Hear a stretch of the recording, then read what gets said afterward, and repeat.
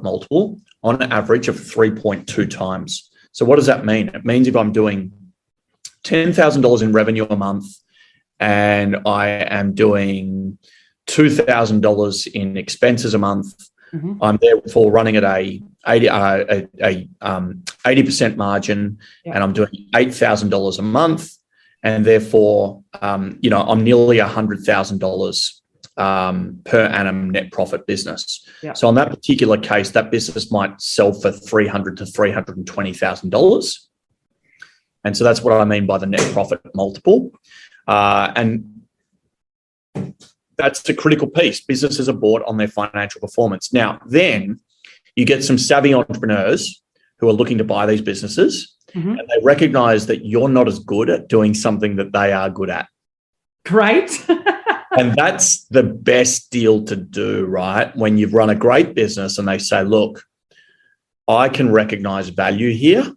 And so, yes, I will pay you the 3.2. That sounds good to me, but I think that there's some brownie points your business is awarded for all of the opportunities still left on the table. So given the competitive nature of the buying piece, the buying side, there's so many buyers, you might get a 3.5. You might even be able to get it up to 4 times net profit multiple.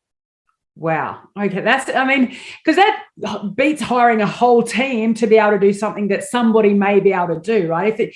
I'm turning over $100,000 a year and I think, okay, to get to the next level, I might have to get a programmer, I might have to get a software engineer, whatever it might be. And it might cost me $300,000 a year to employ those contractors. So yes, correct.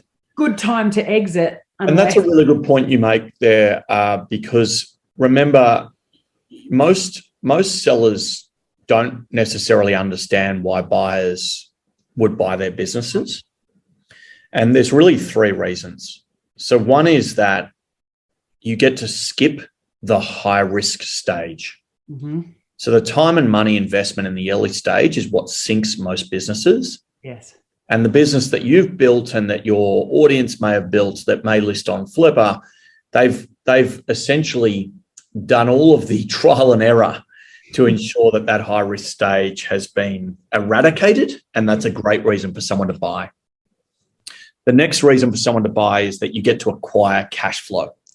So the job of a buyer is to maintain the historical performance of the business and then add week to week and month to month cash flow. And that's pretty lucrative when you think about other asset classes like buying into an investment property or even investing on the S&P 500 or the stock market or the NASDAQ. It's hard to get an asset class which is so undervalued right now that gives you that month to